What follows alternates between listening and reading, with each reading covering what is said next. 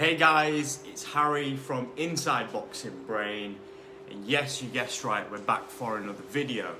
Today's video is a reaction to Dillian Whyte's victory over Franklin last night.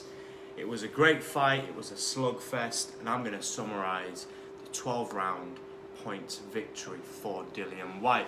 Before we get into the video, don't forget to subscribe to this channel, like this video, and drop me a comment in the comment section below, as I am very interested to know what you think about the fight as well.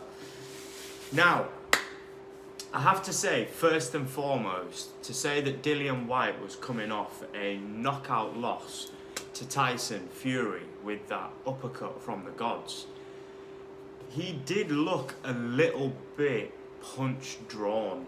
He, in the build-up to the fight, said that he was going to bring maximum violence. And although there were times in the fight where I could see that there were glimpses of that coming through, he did look a little bit punch drawn to me. And by punch drawn, I mean that he was apprehensive to really march forward and let his punches go. Now, I'll put that down to two things. One, him being punch drawn, and two, Jermaine Franklin put up a hell of a fight. His speed, his accuracy, the way he was mixing up the body punches with the head punches, it was brilliant. He reminds me of an Andy Ruiz Jr. Very similar fighting style, and I think actually them two, that would be a brilliant fight. So if Andy Ruiz loses to Deontay Wilder, I think that Andy Ruiz, Jermaine Franklin would be a brilliant, maybe, you know, a fight to line them up for a world championship fight again. So, you know, I think that would be a really interesting fight. But I saw glimpses of greatness in Dillian Whyte as well in the fight last night. I'm interested to know whether you think he is on the downward trajectory now, or if he still has more to give in the heavyweight division, because my personal opinion is that Dillian Whyte has already peaked, and he is now on the back end and the last legs of his career. So if he doesn't go forward and secure a championship bout or a championship belt within the next 18 months, I don't see Dillian Whyte doing that. And I think he'll fulfill my prophecy of becoming the next gatekeeper of British boxing, very similar to a Derek Chisora. So, as the fight got on, I'd say the first 2 or 3 rounds were a little bit cagey. There were times where they were opening up. There were a lot of big body shots coming in. But what kept happening time after time is that Dillian Whyte would duck down, and Jermaine Franklin would just cover up, take the shots on the arms and the gloves, and he would then come back with sharp punches, body shots, followed by hooks.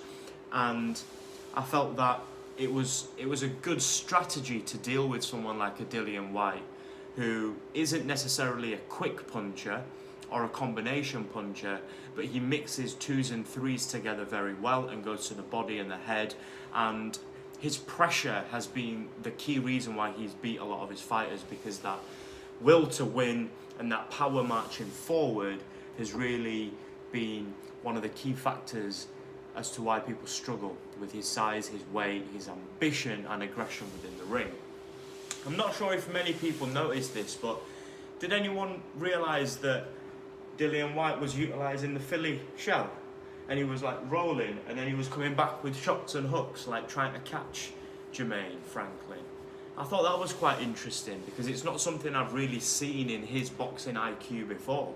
So for him to implement that Philly shell and try roll and snap jabs out and straight punches, I mean, it's a good way to defend, but I felt like he was struggling to get his punches off, because what he would do is, after he was in the Philly shell, he would then have to reset, throw a punch and throw a body shot. And all of the punches that were coming off the shell, just rolling, had no power in them, had no snap in them. And at no point did I really see him trouble Franklin up until the last round. Yes, when there are big men in a ring throwing pure leather at one another. Someone's going to get hurt. You might get rocked, wobbled a little bit. But I mean as in actually hurt to the point where I thought he's not going to last the 12 rounds. Maybe in the 12th round, right at the last maybe 30 seconds of that round, you could say that Dillian Whyte completely, you know, outclassed him and was overpowering him and was going to get him out of there if there were another 30 seconds on that round. But equally, I think Franklin hurt Dillian Whyte. The commentary was a little bit slanted towards Dillian, and I understand that he is a matchroom fighter, he's a Sky Sports fighter, and you want to get behind him because he's a British, you know, he's a British icon. I wouldn't say, you know, he's a champion. He's never held a world championship belt, but he is an icon in British heavyweight boxing. And if anything, I think we should give him credit where credit's due, but equally I think that the fighter now is on the come down, and that power that he had to be able to hurt and stop fighters is no longer there, and I think he's a little bit punch drawn. He doesn't want to let his hands go as much, and I think that if he goes in there with an Anthony Joshua, Deontay Wilder, even an Andy Ruiz Jr., I think that he'd get stopped. There would be competitive fights because Dillian always comes to fight, even though in his last fight against Tyson, he didn't really look like he did. He got lost in the game plan. So it's going to be an interesting fight either way. Now, the hype behind this fight in general was that it's going to line the winner up for a fight with Anthony Joshua. So I'm interested to know what you all think about the Anthony Joshua Dillian Whyte rematch. Who's going to go into that as the favourite? Who's got the momentum behind them? And who do you think is going to win, and in what way? It's just a quick video from me today, guys. I don't want to take up too much of your Sunday. It's been a very busy week for me. I've been working, I've been travelling, and the videos haven't been out as much as possible. Now, I am still going to be doing my giveaway. I just need to hit that 1,000 subscribers. And we are on the way to 1,000. We're not a million light years away from 500 subscribers. So, you know, slow and steady, we're going to keep building it. And I may even do a bigger giveaway once we get to that 1,000 subscribers. If you've enjoyed the content, or you're enjoying these videos, or you're interested in my opinions, do subscribe to my channel. Like the videos as well, because that really helps with the algorithm as you go up in the world of YouTube.